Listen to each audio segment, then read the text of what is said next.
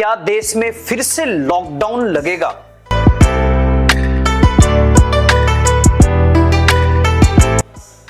ये सिर्फ एक अफवाह है या आधी हकीकत आधा फसाना है?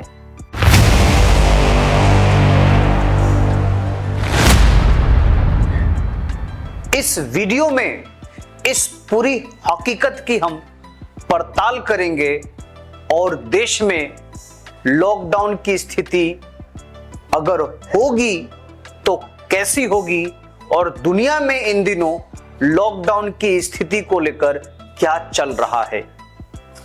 तो चलिए बिना देर किए हम लोग इस लॉकडाउन की ट्रेंडिंग टॉपिक को समझने का प्रयास करते हैं और देश में क्या ये लॉकडाउन लगेगा इसे हम जानने का प्रयास करते हैं। लेकिन उससे पहले अगर आप हमारे चैनल पर पहली बार आए हैं तो प्लीज आपको जो सब्सक्राइब बटन दिख रहा है उसे दबाना ना भूलें, क्योंकि ये फिर से हमारा वीडियो आपके पास नहीं आएगा। इसलिए हमारी वीडियो देखने के लिए आप एक बार इसे सब्सक्राइब बटन को दबा दीजिए और हमारा काम आपको पसंद आता हो तो लाइक भी कर दीजिए। बड़ी मेहनत से इस वीडियो को हम बनाते हैं और आप तक लाते हैं।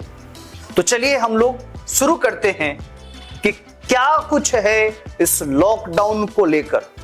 दरअसल जब से अमेरिका ने ईरान पर हमला बोला है तब से ईरान के पास से जो स्ट्रेट ऑफ हार्मोज का रास्ता है ईरान ने उसे ब्लॉक कर दिया है। यानी वहां से कुछ ही जो तेल टैंकर्स हैं, तेल के जहाज हैं, वहां से गुजर पाते हैं।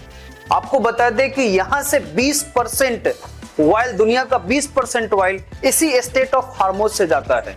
तो आज ये स्टेट ऑफ हार्मोज ईरान ने पूरी तरह से बंद कर दिया है, जिसके कारण पूरी दुनिया में ऑयल क्राइसिस यानी एनर्जी क्राइसिस आपको देखने को मिल रहा है। अब ये पूरी दुनिया की रीढ़ ये एनर्जी ही है। एनर्जी के बगैर हम एक पग चल नहीं सकते। हमने भले इतनी तरक्की कर ली हो, लेकिन उस तरक्की में भी एनर्जी का बहुत बड़ा रोल है। हम लोग यहां पर समझेंगे इस वैश्विक ऊर्जा संकट को और इस ऊर्जा संकट से आई जो लॉकडाउन की स्थिति है उसे हम लोग यहां पर समझने का प्रयास करते हैं। क्या कुछ चल रहा है। सबसे पहले आप आ जाइए कि किस देश में अभी तक लॉकडाउन लगा दिए गए हैं या वहां के प्रधानमंत्री या प्रेसिडेंट उन लोगों ने किस तरह की इंतजाम वहां के जनता के लिए किया है, इसे हम समझते हैं। सबसे पहले समझते हैं किन किन देशों में अभी ये जो क्राइसिस है सबसे चरम सीमा पर है। तो उस लिस्ट में सबसे पहले आपका आता है Pakistan, Sri Lanka, Bangladesh, Germany, France, Poland, चीन, वियतनाम, इंडोनेशिया, अमेरिका, मिस्र, केन्या। ये सारे ऐसे देश हैं जो अभी वैश्विक ऊर्जा संकट से झेल रहा है, मतलब इसकी समस्या झेल रहा है। अब ये ऊर्जा संकट से होने वाली समस्याएं क्या क्या है। तो सबसे पहले ऊर्जा कम हो जाएगा, यानी ऑयल कम हो जाएगा। यानी ऐसे भी ऑयल आ नहीं रहा है तो ऑयल कम हो रहा है।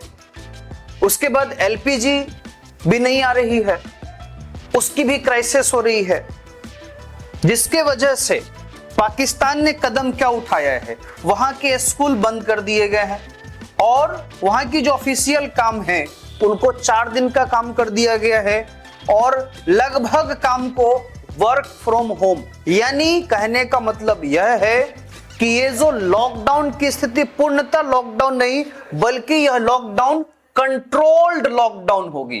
कंट्रोल का मतलब इस पर सरकार का पूरा जो है कंट्रोल होगा। आप घर से जब बाहर निकलेंगे तो तो आपसे प्रशासन पूछेगी, पुलिस पूछेगी कि आप बिना मतलब के तो नहीं निकल रहे, बिना मतलब का ईंधन तो नहीं जला रहे हैं, यानी आपसे सवाल जवाब किया जाएगा।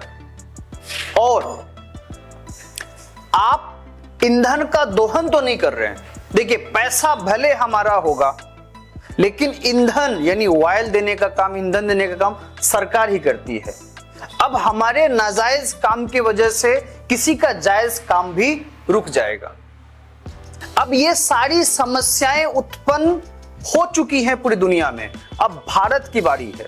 अभी आपने कुछ देर पहले देखा है कि प्रधानमंत्री जी का एक भाषण जो 24 मार्च को संसद भवन में उन्होंने ये भाषण का संबोधन करते हुए कहा कि देश को फिर से कोरोना काल में जिस तरह से लोग एकजुट होकर कोरोना संकट से निपटने का काम किया था, ठीक उसी प्रकार ये जो एनर्जी क्राइसिस है इसे भी निपटने का काम किया जाएगा। यानी कहने का अर्थ है कि उनका इशारा है कि हमारा देश एनर्जी क्राइसिस की ओर बढ़ रहा है और ये एनर्जी क्राइसिस जल्द ही आप लोगों के समक्ष दिख जाएगा। जो भी एनर्जी हम लोग उपयोग कर रहे हैं उसको सही तरीके से यूज करना है, उसका दुरुपयोग नहीं करना है। लेकिन एक और बात, ये जो एनर्जी क्राइसिस उत्पन्न हुई है ये कई सारी गलतियों की वजह से उत्पन्न हुई है। ठीक है, अभी एक इसको राजनीतिक पहलू की नजर से देखें तो आज से ठीक 12-13 दिन पहले राहुल गांधी ने इसी चीज को लेकर चिंता जताई थी कि बहुत जबरदस्त चोट लगने वाली है देश को, हमारी इकोनॉमी को जबरदस्त नुकसान होने वाला है। स्टॉक मार्केट का आपने देख लिया, gas is going to be a problem, petrol is going to be a problem, all fuel is going to be a problem because essentially our energy security has been compromised. अभी prepare करना है, अभी आपके पास थोड़ा सा time है, तो सरकार को, प्रधानमंत्री को एकदम प्रिपरेशन शुरू कर देनी चाहिए, क्योंकि अगर प्रिपरेशन नहीं की तो फिर करोड़ों लोगों का जबरदस्त नुकसान। I hope the government listens to what I am saying, because अगर नहीं सुनेगी तो बहुत बुरा नुकसान होना। भारत में एनर्जी क्राइसिस हो जाएगा, तब जो सत्ताधारी पार्टी है उसने कहा कि ये अफवाह फैला रहे हैं। अब आप ही बताइए कि ये अफवाह है या ये हकीकत। अब इस बात को प्रधानमंत्री जी को एक्सेप्ट करना पड़ा। तो हर चीज को आप हल्के में मत लीजिए, अगर कोई चीज कहा जा रहा है तो उस पर एक्शन लेना चाहिए आपको, परंतु आपने ऐसा नहीं किया और आपकी गलती की सजा जो है आज पूरा देश भुगतेगा। आपकी जो विदेश नीति है पूरी चरमरा चुकी है, इसकी हालत बदतर हो चुकी है। ये एनर्जी क्राइसिस से दिख रहा है। कभी हमें अमेरिका ऑर्डर दे देता है कि तेल हम 30 दिन की मतलब ऑर्डर देते हैं कि भाई यहां से तेल ले लो। कौन है अमेरिका? हमारा देश गुलाम है क्या? अगर सारी चीजों को एक साथ कनेक्ट करके हम देखें, हालांकि अभी कनेक्ट करने की जरूरत नहीं है, देश हमारा एनर्जी क्राइसिस से गुजरने वाला है, ये हकीकत है, ये सच्चाई है, इसे कोई मिटा नहीं सकता। आने वाले 1-2 दिन में मैं आज जो वीडियो बना रहा हूं, इस वीडियो की हकीकत आप लोगों को 1-2 दिन में ये दिख जाना है। तो हम सब लोगों को इस एनर्जी क्राइसिस से लड़ने के लिए, इस एनर्जी क्राइसिस से जो आई समस्या है उससे उबरने के लिए हमें ऊर्जा का वैकल्पिक व्यवस्था ढूंढना पड़ेगा। अब हम सरकार को मतलब क्रिटिसाइज करें, अब ये भी उचित नहीं है। अब हमारा काम है ज्यादा पॉलिटिकल नहीं जाना है, जो समस्या आई है उस समस्या का हमें निदान भी ढूंढना है।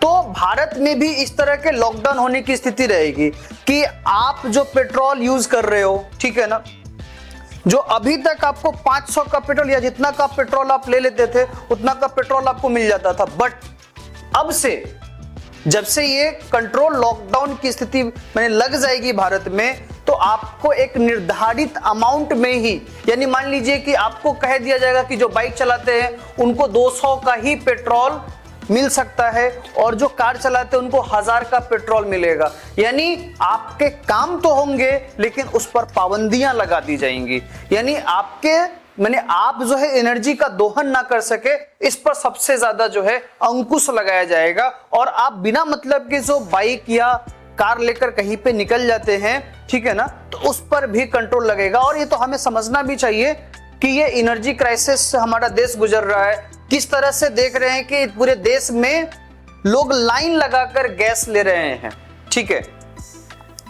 और मतलब सबसे इंपॉर्टेंट बात यह है कि हमें इस चीज को भली भांति समझना होगा कि ये एनर्जी क्राइसिस एक मानव जनित यानी मानव के द्वारा उत्पन्न किया गया। अगर अमेरिका को तेल की हवस ना होती, यानी तेल के या संसाधन के भंडारण में ये जो है अपनी हवस को आगे नहीं करता, तो शायद आज ये स्थिति ना बनती, ठीक है। ऐसे बहुत सारे पॉलिटिकल पॉइंट ऑफ व्यू है। मैं इस वीडियो में पॉलिटिकल पॉइंट ऑफ व्यू बताने नहीं आया हूं, लेकिन जो स्थिति बनी हुई है उस स्थिति से मैं आपको अवगत कराने आया हूं इस वीडियो में। यहीं तक।